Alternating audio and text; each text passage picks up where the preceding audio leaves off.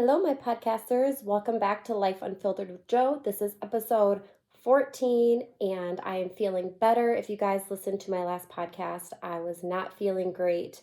Despite 2 negative COVID tests, it was not a good time. I went to the doctors again today. I got put on more antibiotics, steroids, and your girl is on the journey of healing. So let's get that straight. I hope I sound better. I'm looking better. Today, I do have a visual for you. I know you guys haven't had a visual in a couple weeks, but the truth is I just haven't been mentally there or wanting to be on camera, but I'm ready to start doing this full on again. So I am on camera. So if you would like, go over and jump over to my YouTube and subscribe, and you can see my pretty face as I talk. LOL. If not, if you're on Spotify, Apple, a different stream, I would really appreciate it if you gave me a rating, a 5-star rating, actually, some nice comments, and help boost my podcast up there to hopefully reach more people. So a little bit of housekeeping things before we get into today. I am selling mystery boxes. So I don't know if you guys keep up on TikTok, but there's been this thing where it's unreturnable mail, undeliverable mail, and it's legal and it's mail and you get to open it and it's a surprise. So I am doing that for people, and I have mystery boxes. I do a small box or a large box, and it's $30 for the small and then $50 for the large. And these retail for $100 or $200 depending on the size. So if you guys are like me, you love surprises, go ahead and fill out the purchase form that I will put in the description box below, and we can get you set up and a mystery box delivered to you. If you're on the YouTube, I will also be posting pictures that show that I do deliver these. I'm not just taking your money and saying that you'll get it and you don't. I have proof. I had a lot of the people that bought them proof that they received them, so this is not a scam. But anywho, I hope that you guys support me and buy a mystery box. So I will be doing that today instead of a Amazon review like I normally do. So that will replace that. And then I think that's all I have left for housekeeping. Always check out the forms below, fill them out, help me out, and have a grand time. Okay, so let's get started into today's podcast, and we will come back right after this beat.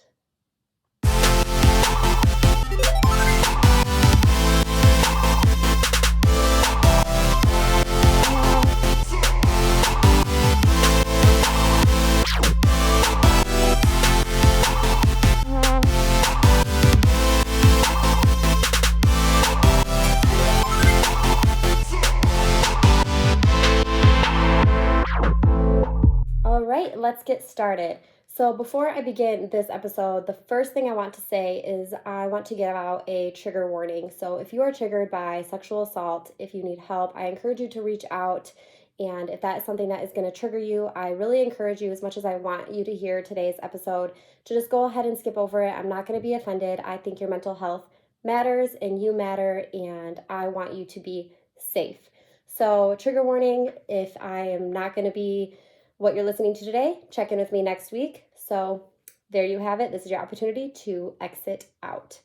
So today I wanted to record this episode because Veterans Day was this week, and I think what's the most perfect opportunity to have a conversation about the military. So in the military, Veterans Day, we honor, we tell people thank you for providing for this country, for fighting for this country, this, that, and the other. But I also want to bring awareness to something that a lot of people don't think about, and that is sexual assault in the military, specifically in the vulnerability that women put themselves in when they enter that field. Now, a little backstory on me. I wanted to go into the Army. I trained with the Marines, and I applied for the Army, and that was the route I wanted to go to. My entire open house was Army, and I just knew that was my pathway.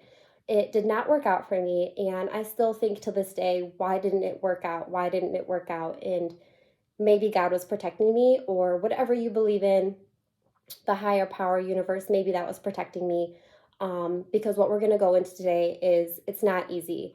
So today I am actually doing an interview. If you're watching the visual, she will not be filmed. The only thing you will actually know about her is that she is a female. And that's the important part in this conversation because of the sexism that people and women experience in this world. So you will not know her name, where she's from, or anything, because I would love for her to stay anonymous and her to stay anonymous so she can be vulnerable and she can speak about the topic that we are going to speak about today. So I think we're going to call you just like A for anonymous. That works for you? Yeah, that works. Works for me.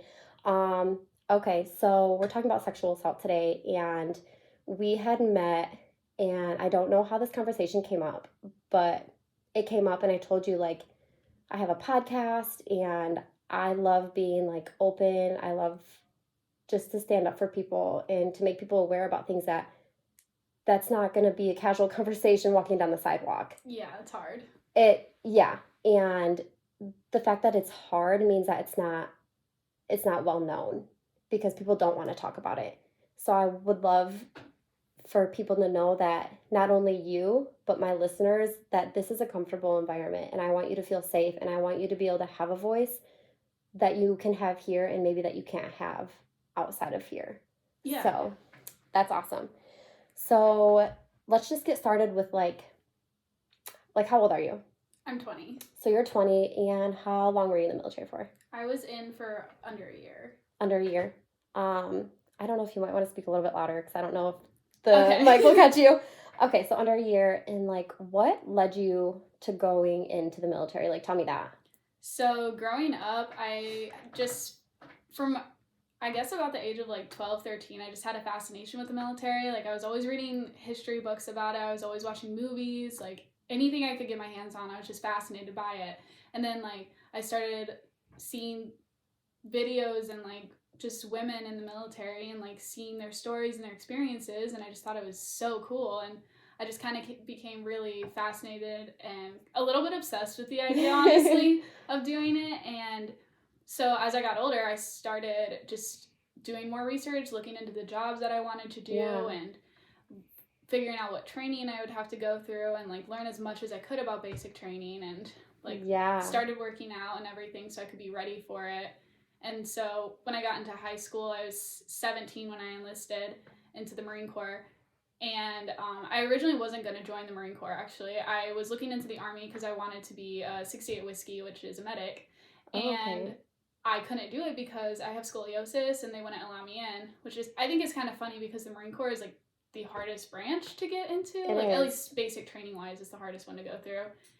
And for some reason, the Marine Corps allowed me to enlist. And so that's kind of like where I started my journey in that. Oh, wow. That's crazy because I told my recruiter that I had scoliosis and stuff, and I not only got disqualified once, but twice. Yeah, honestly, I think it depends on the severity of it, and then a lot of recruiters, like, depends on how much they're willing to fight for you and do paperwork and everything to actually get you in. Yeah. I was really fortunate. I had a really great recruiter who helped me through all of that. Okay. So did you have like an open house that like represented like that's what you wanted to do? So funny thing is I didn't actually have an open house because I left 6 months early for basic training. Wow. I was begging my recruiter to let me leave, and I left a week after graduation. I was supposed to have my open house like a week later, and I had to cancel everything just because I was just so ready to go. Yeah. Wow. Okay, so the first step you had to do was what, MEPS? Yeah. So I called my recruiting station like in my city, and I told them exactly what I wanted. I was like, hey, I want this job. I want to leave like as soon as I graduate. Like I went in there knowing what I wanted, and they were kind of surprised by that because usually, at least in the Marine Corps, they have to go out and try and find people, you know. Right. And then the ASVAB, right? Yes. Okay, yeah, I had to take that too. So for the job that you wanted specifically, did you like score high enough? Yeah, I scored plenty high enough I think I scored maybe a 75. Oh, wow, that's good. Which isn't like crazy good, but no, that's like on a decent, I only scored like 57 or something like that. Yeah, one of my friends scored like a 98. Oh, dang. Yeah, literally any job open. Yeah, here, much, have it. Pretty much. Okay, so then after that, you go to basic training. Yes. Right? Okay. So how long was that process? My basic training was actually 14 weeks instead of the regular 13 because I went I actually went before COVID started, but about halfway through my training, like everything popped off with COVID. And so then they made us stay there for an extra week because we weren't allowed to go home. We weren't allowed to have a graduation. We didn't get to see our families or anything. So that in and of itself was really rough because my family was like my motivator to get through it. Okay. So I remember we found out like COVID was happening and we didn't really know what it was because we don't have TV, we don't have newspapers, we don't have anything, and our drill instructors did not tell us anything. So it took them forever to finally tell us what was going on because I was getting letters from family and friends being like, oh, there's this virus happening and people are dying. I thought the world was ending while I was on Paris Island. Seriously. It was insane. But after like I finally realized, oh, it's gonna be okay, you know, like it's not as it sounded like the apocalypse was happening, but no, it was obviously COVID's really rough, but it wasn't to the extent that I thought it was in my own mind. Seriously, and then you're already like on this island, and then to have this happen, that's crazy. So give me like your day-to-day in basic training. Like what did that look like? What did you go through? Let me hear that. Yeah, Let me hear it. So, oh man, I'm really having to like think back to this now. But they had a set schedule for us. They didn't tell us what it was. They like to have the element of surprise of us not knowing what's next. But we had hikes every week. We'd wake up at 4 o'clock every morning. We would go to chow. We'd usually go do some kind of workout or something similar to that. Or if we had a hike, we'd go get ready for our hike right after chow. After that, shower. We had a lot of classes, like a lot more than I thought we would have to do. We spent a lot of time sitting in the classroom, just learning about the history of the Marine Corps, ranking structure, like different policies of the Marine Corps, just so much stuff. Wow. And I've never been, so everything I say is things that I have just heard, rumors, whatever, so correct me if I'm wrong. And then also, side note, as we're going into this conversation, if I lead into an area that you're not comfortable with or that you don't want to answer, like, don't be afraid. Just be like, let's not talk about that, or let's switch subjects or whatever. Yeah. I want you to be in control. Okay. So, I lost my train of thought. I don't even remember where I was going with this.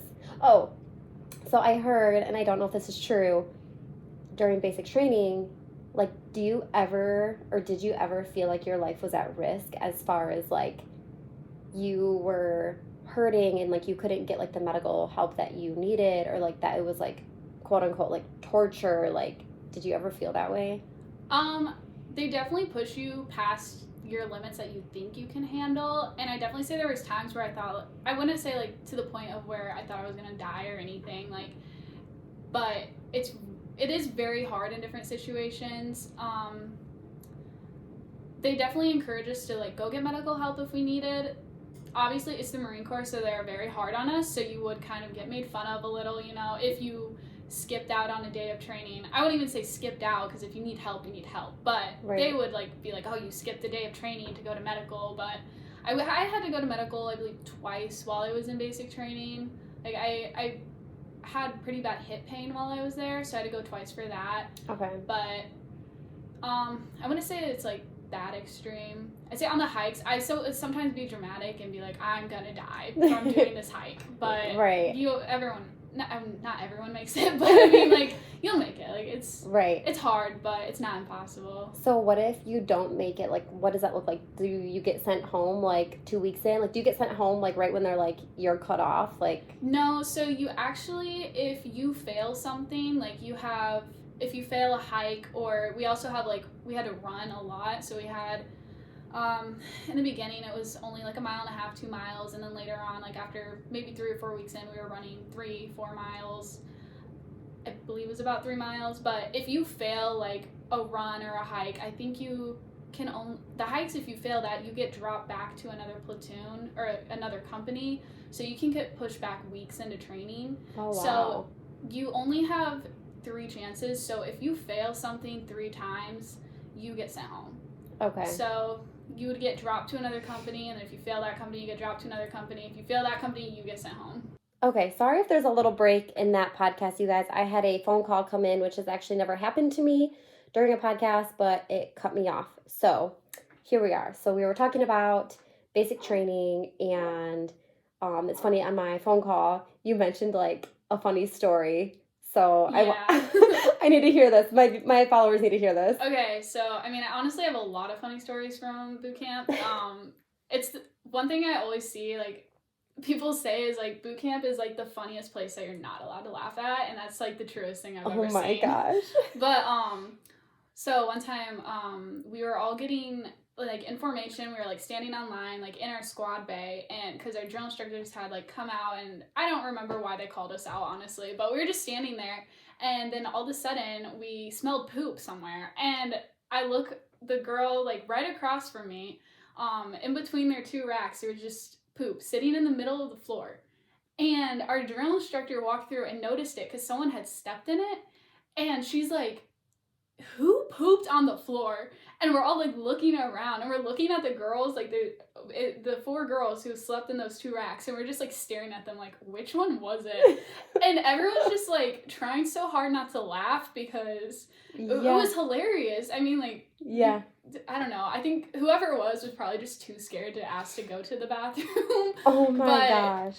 I will never forget that. That's crazy. Really funny. Yeah, and then we're all pretty sure we knew who it was, but she would never admit to it. I mean, honestly, I wouldn't either. But would you do that, or would you ask to use the bathroom? No, I would ask to use the bathroom. There's no way I'm gonna squat and poop on the floor. And like, how did nobody see her? I don't know. I genuinely don't know. I think it was during our free time. We get like an hour of free time every night, and so like people are like walking around, writing letters, doing their hair, like getting their uniforms ready, like folding laundry, just random stuff like that. So it could have been very easily overlooked because everyone's minding their own business, doing their own thing. But okay. I don't know. That's hilarious. Okay, so let's move on from basic training. So basic training ends, you're good to go, and then you go into your job. Am I correct? So next is combat training. Okay. So I didn't get a graduation because of COVID and everything. Yep. So I got sent to North Carolina to Camp Geiger, where we have our combat training. Okay. And so that is basically where my career ended. I got sent there, and during the Crucible, do you know what the Crucible is? No. So at the end of basic training, like 13th week or 12th or 13th week, you go through this 3-day long thing. It's a Crucible. You hike the whole time. You barely get any sleep through those 3 days, and you do a bunch of like courses and stuff, and like combat simulations, sort of. Like they have like speakers that are playing, right? That's like gunfires and stuff, and then they will shoot flares up and stuff. Okay. Honestly, it was kind of exciting. You're very sleep deprived though. But during that time, I had pretty bad shin splints all boot camp, and so during the Crucible, I was climbing up a wall, and when I jumped over, I felt my shin crack, and so that was like 4 hours into it, and so I actually didn't say anything. Like I didn't go to medical or anything, just because I don't know how I did it. I think it was just pure adrenaline and determination because I was so close to getting my Eagle Globin anchor. Like I was like, I'm not letting anything stop me. So I didn't tell anyone that I was hurt. Like some of the other Marines knew I was, but I didn't let them tell anyone. So I kind of just suffered through the rest of it. So then when I got to North Carolina, I got assigned to my company, my platoon, for combat training and everything, and we're all Marines, so we're all excited and everything, but at that point I could barely walk anymore. I was struggling really hard to move around, and my staff sergeant in my platoon, he noticed, and I had been there 2 days, and he was like, hey, what's wrong with you? And I'm just like, nothing's wrong, nothing, like I'll be fine. And he's like, no, you're going to medical. So like the next day they sent me to medical, I got x-rays, and then couple days later, I was told that I had broken my shin. And so at that point, I got sent to basically a holding company that's on North Carolina. So they kind of keep you there until you recover.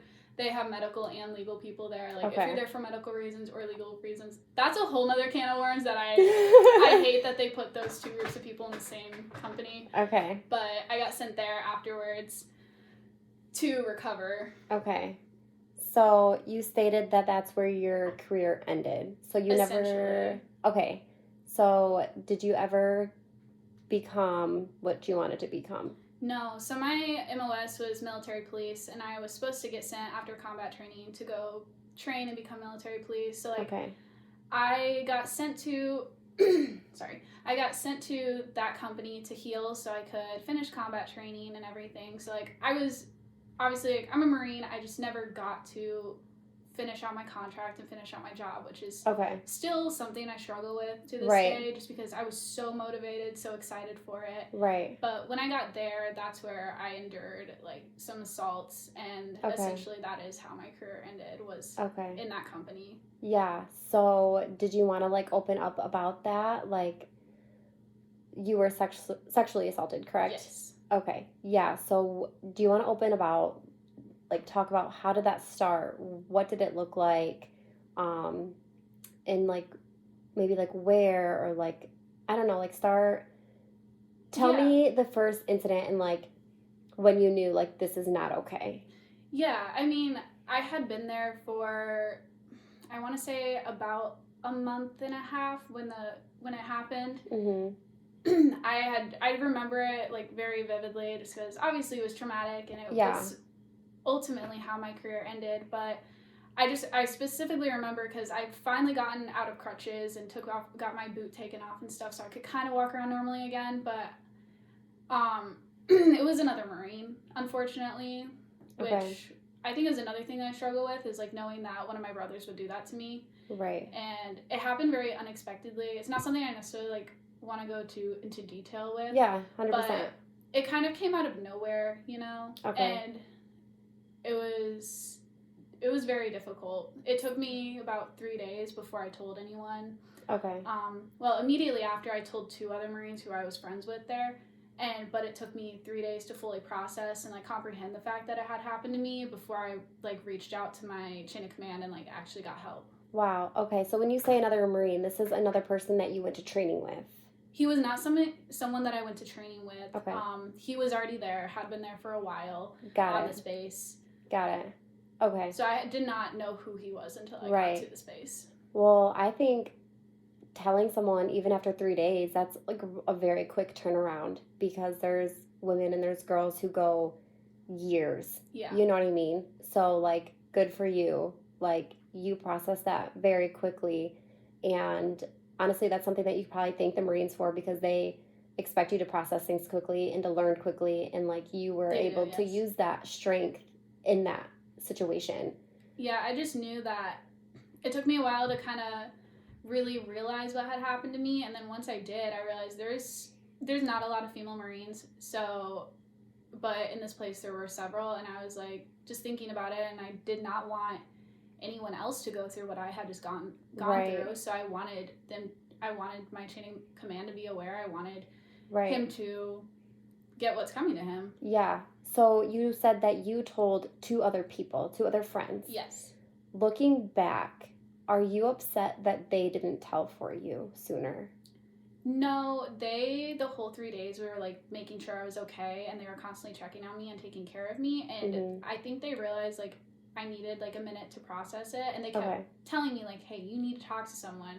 And at one point, right before I did, one of the Marines I told, she told me, she's like, hey, like, so if you're in the military, you are a mandatory reporter. So if you see something happen or someone tells you something happens, you do have to report it. So they gave me a minute to process it, and then they told me, they're like, if you don't tell someone, we're going to have to. Right. And so at that point, I was wanting to tell someone. I was just very, very scared to, because I lived in the same building as him, the same building as his buddies, you know, and yeah, I just was really nervous about the repercussions. Right. Despite the fact that you should never have to be. You should never have to be scared to speak up about it. Right. And so from the research I've done, many women who get sexually assaulted, not only in the military but in general, they don't speak up for a reason, because they're scared, or because they don't think this, or they think it's their fault or whatever. In your perspective during that time, if you could pinpoint the exact reason why you didn't tell sooner or were scared to, like, why? I was scared to because of his friends. Okay. Because his friends, once I was scared because I knew they were all buddies and like they were gonna have his back no matter what, and not everyone in the military is like that, but of course there are going to be those few, and I unfortunately did run into them while I was in. but the majority of the Marines that I have met are very great, respectable people who will have your back no matter what. And I'm still friends with so many of them. Okay. But in this situation, I was very scared because after I did initially report it, I started hearing things that they were saying about me, threats that they were making. They never said it to my face, but it always came back around when people be like, hey, like, you need to be careful. They're saying this about you. They're saying they were going to do this to you. Like, it was a very scary time. Yeah.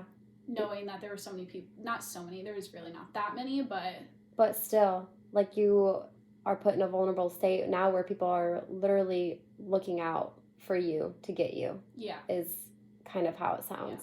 Yeah. It was also difficult because I had like a few people who weren't necessarily his buddies, but they were like, hey, you just ruined his career for you, you know that? Ruined his career for him, you know? And that made me incredibly angry because I'm like, no, he did that to himself. He ruined mine. Like, my mental health, my safety, my well-being, like, that's all destroyed. Right. So, I feel like I've always had a pretty, like, level-headed, like, strong mindset. Mm-hmm. So, people saying that didn't really shake me, and I always came back at them with that because they're completely wrong with having that kind of mindset. And they are. And I'm glad that you were able to be that strong and have that mindset because a lot of women aren't, unfortunately, and they do put that blame on themselves. It's hard not to. It's really hard not to. Like, after I got out, I was constantly thinking about what I could have done differently. Yeah. Like, constantly thinking about it. And it took me going through, like, a year of therapy to finally realize, like, there's nothing I could have done to prevent it. Right. Like, there's no going back. There's no changing the situation. Right.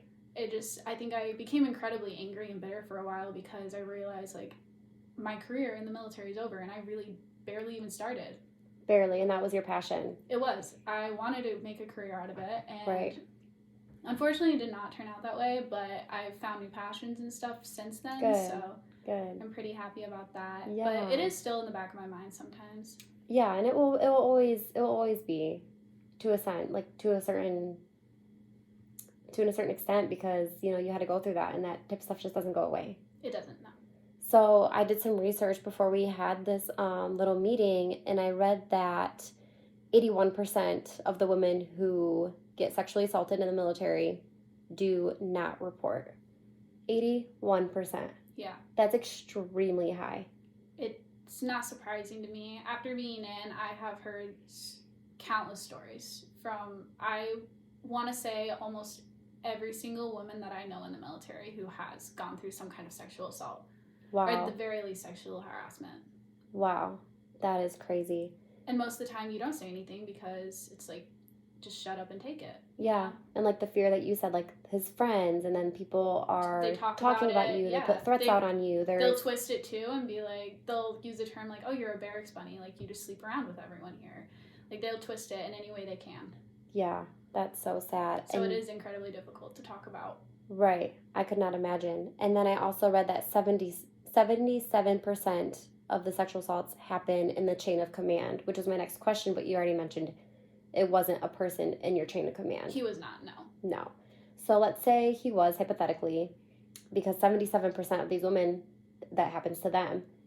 How much harder would that make it to get your voice heard? I can't even imagine, honestly. Like, that would make it extremely harder because you have to go through your chain of command to report something. And hypothetically, you could just, like, skip over that person and go to somewhere higher up, but that's not the way that things are done in the military, and you'd probably get berated or talked down to about that. Right. Hopefully, I mean, if there was someone who truly cared and, like, actually listened, like, they probably wouldn't care. They want to know what happened. But it does make it that much harder knowing that someone's above you and they're in charge of you. Yeah, because then you kind of are at a dead end. Yeah. Wow. So, moving on, after that had happened and you got out, I'm so happy and so thankful that you went to therapy and, like, you got help. And looking back, do you think that it made you a better person? Like, so my personal belief, I don't feel like, I don't even know how to say this. Like, it sucks that someone has to say, oh, it made me stronger or whatever. Like, yeah. That's a shitty term to say to me, or, like, to say, because I feel like, why did that have to make you strong? Yeah. You know what I mean? Like, why did that happen or have to happen to make you strong? Like, you were strong before that. Yeah. So, like, how do you feel like you've changed as a person for the better, though? I feel as if now I know that there's so many girls and women who have gone through it and that don't feel like they can have a voice about it. And I've noticed, like, after taking a stand for myself and actually reporting it and doing what I needed to do to bring attention to it and like get my voice heard, when I did that initially, I had other female Marines come up to me and be like, hey, this happened to me. And I was able to talk to them and be able to help them get help. And then like now I feel as if I can better relate to a lot of women and be there for them in case that were to happen to them, or if it has, to at the very least be able to be an outlet and have someone there who's understanding of it. Exactly. And not just someone like who hasn't been through and be like, oh, I'm sorry that happened, you know? Like, I understand, like, the trauma that comes through that. Yeah, because people who haven't gone through that experience can, you know, they can only do so much. Yeah. Because they will never completely understand. Yeah, and I hope they never have to either. Right. Well, thank you. Yeah. So, you talked about having a voice. If I remember correctly from our previous conversation, today on this podcast is your first time talking about it publicly, even though you're still anonymous. It's your first time speaking out to a broader community. Yes. Yeah. How do you feel about that? It's a little nerve-wracking, honestly, just because I did want to stay anonymous and not go into details about it because my case is still open. Okay. But it is nice to have like some kind of platform, whether it be small or big, like to talk about it and potentially let other women know like you're not alone. Like, yeah, unfortunately it happens often, but you're not by yourself in that. Right. So with your case still being open, you obviously reported it. A case was opened, obviously. What did that process look like? Like, was it hard for you to prove? Did they talk down on you and try to make you say it didn't happen? Like, what was that? In my personal experience, my chain of command, they were pretty good about getting me help initially. They sent me to all the right people to talk about what I need to talk about, tell them my story, tell them what happened, and like put together all the information we needed for potentially a trial, which still hasn't happened yet. It's been a year and a half. Oh, wow. Yeah, so almost a year and a half. And so I know, and a lot of other women in the military know, like if you have something like this and you do pursue a trial or a case with it, it can take a very, very long time for them to come to a decision on it and for it to actually happen. Why do you think that is? Honestly, I'm not entirely sure. Like, I don't know if it's just the military justice system is messed up in the way that they handle it, or if they're not putting as much priority on it, or if they just have so much other things going on. It could be a number of things. Yeah, but what other thing is more important than protecting someone? No, you're right. Like, that's what the military is protecting, right? Like, you literally sign up for the military to protect the U.S., to fight for our country, to fight for people. I wish that they would take better care of us. Yeah. When things like this does happen. Right. Because even that's something you guys talk about, like, under oath, like, that you will do, like, be this great person, be this great people, and then they're not. Yeah. So I saw on TikTok, this other female who was also in the Marines, she went to trial, she had a case. Obviously, I don't know the details of her case either, but she expressed that the same thing happened to her. Like, it took 2 years before she even got her trial, and then it just got carried on and longer and longer. And then ultimately they resigned her, and then they took his side.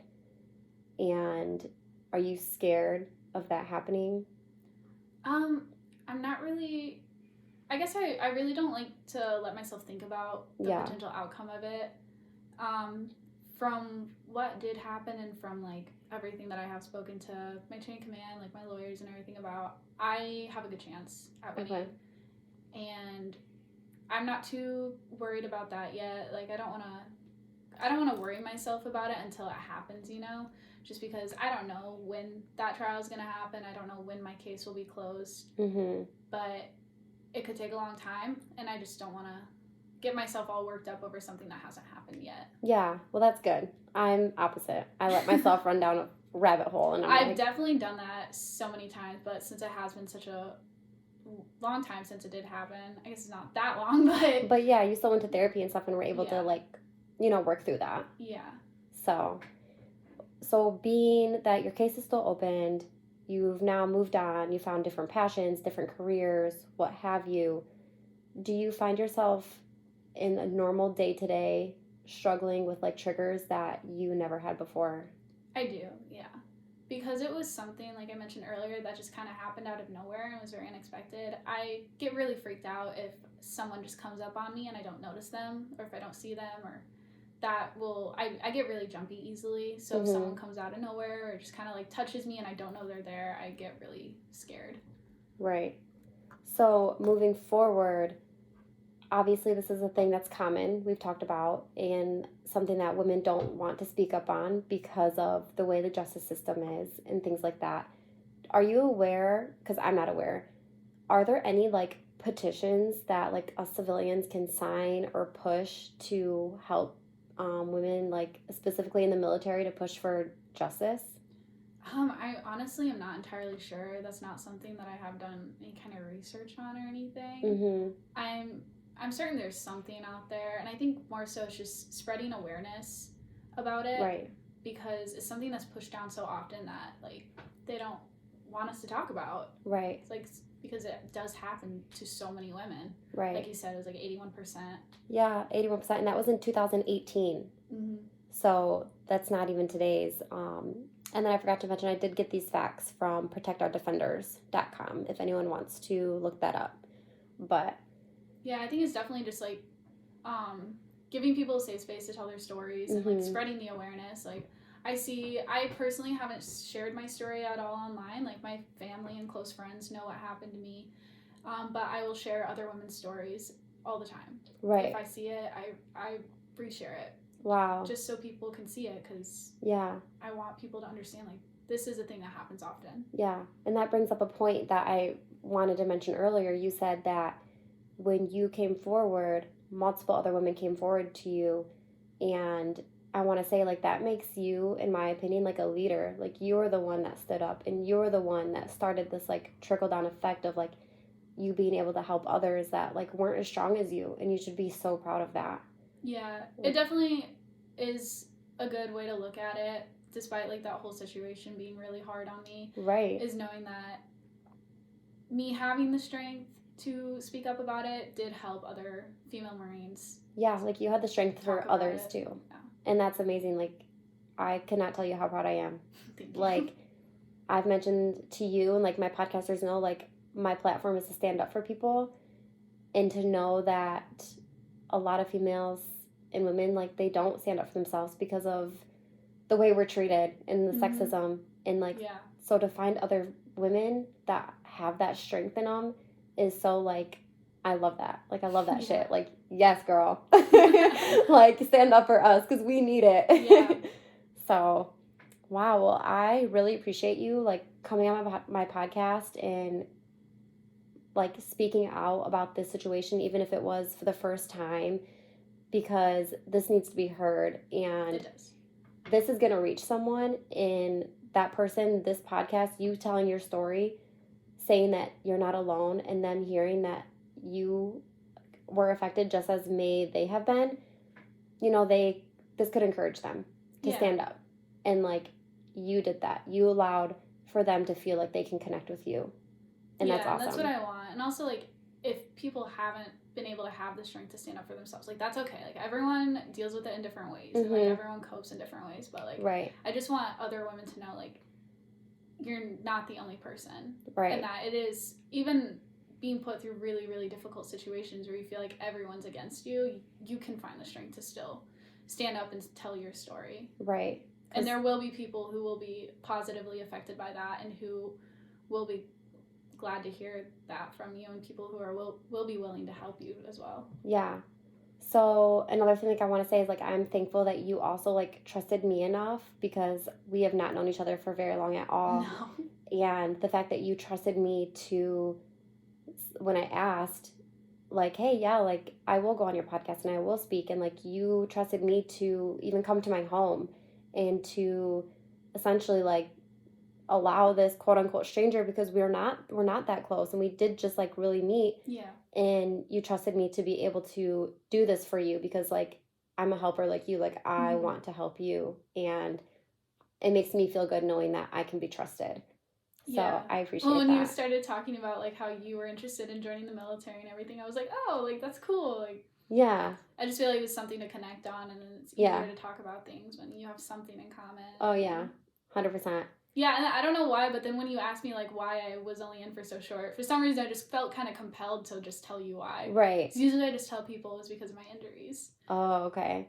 So it's not something that you like openly say to everybody. No. No. Because I did injure my hip and break my leg. Right. So usually technically you're not lying. Yeah, I'm like, yeah, I got it because of injuries, you know. But like, yeah. Well, when this trial comes to end or whatever, I would love to have you back on the podcast so my followers can hear that you fucking won this shit. Yeah. And you got your justice, and me, and I hope all my podcasters, all my YouTubers just like fight for you, and maybe we can find a petition somewhere to sign, and we can be cheering you on that you are going to get your justice someday, and the universe will be in your favor, or God, or whatever you believe in, like it's on your side. Thank you. Yeah. So thank you guys so much for today for listening. I know that was a hard topic. Again, a trigger warning, so I hope that this didn't affect anyone.